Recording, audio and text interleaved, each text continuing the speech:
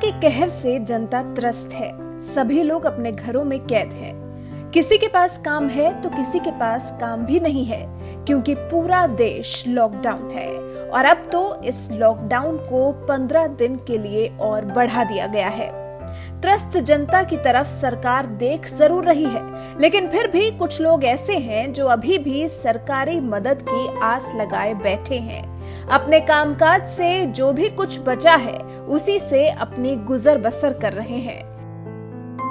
इनमें वो किन्नर समाज भी है जिनका काम ही है लोगों के घरों में जाकर शुभ मंगल गीत गाना, बधाइयां देना और उससे जो कुछ मिलता है उसी से अपना घर चलाना। लेकिन अब जब कोरोना की चेन को तोड़ना है तो इनका भी काम ठप पड़ गया है। वाराणसी के हुकुलगंज इलाके में रह रहे किन्नर सरकारी मदद की आस लगाए बैठे हैं। उनका कहना है कि जब हमारा काम ठप पड़ा है और मोदी जी और योगी जी जनता से किसी भी तरह की कोई कमी न होने का वादा कर रहे हैं, तो हमारी तरफ भी तो देखें, हम भी तो समाज का हिस्सा हैं। अरे हम लोग भी तो उन्हीं के हैं, अपने वो हैं, एक जनता में से हम लोग भी तो हैं।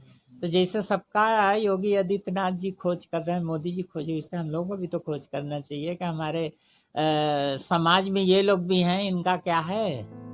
आपको बता दें कि सुंदरी तिवारी को नहीं पता था कि लॉकडाउन इतने दिन के लिए बढ़ा दिया जाएगा। इसलिए शुरुआत में तो जो उनके पास कमाई हुई पूंजी थी उससे उन्होंने अपने आसपास रहने वाले गरीबों की मदद तक की, लेकिन अब खुद ही मदद की मोहताज हो गई हैं। सरकार की तरफ से हम लोगों का कहाँ कोई व्यवस्था है? हम लोग के घर कौन आ रहा पूछने के लिए?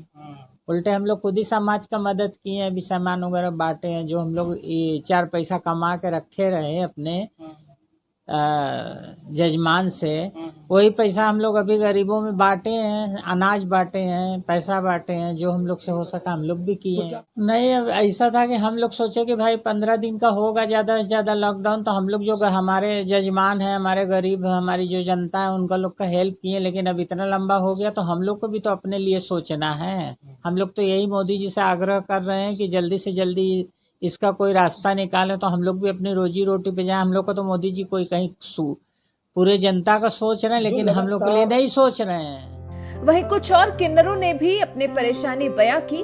ये वो किन्नर थे जो बधाइयां गाकर नहीं बल्कि ट्रेन में लोगों से मांग कर कमाया खाया करते थे। लेकिन अब क्योंकि ट्रेनें सब बंद पड़ी हैं तो इनका भी काम बंद हो गया है।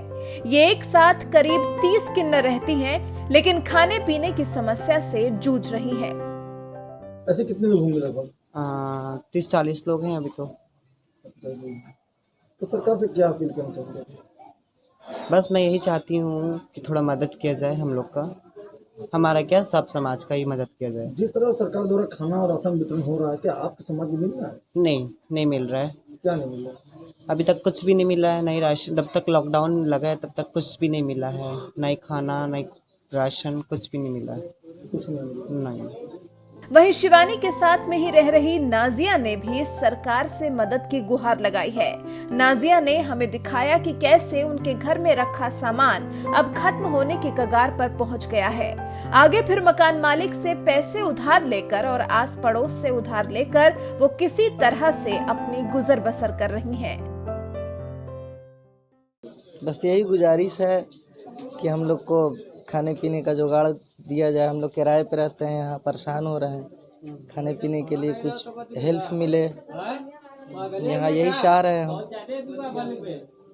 कहाँ के रहने वाले आप लोग?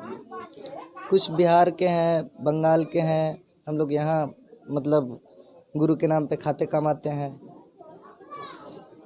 अब जो कितनी परेशानियां झेलनी पड़ी, कितना दिन फिर हो गया? गांव भी नहीं जाना पड़ रहा है, इधर फंसे हुए हैं 2 महीने से। अभी कितना दिन चलेगा ये भी पता नहीं। तो कैसे गुजारा चलता होगा लोगों का? बस जैसे मांग करके, किसी से उधार कर्ज करके, मकान मालिक से कर्ज करके, ऐसे इस तरह से चला रही हूँ हम लोग।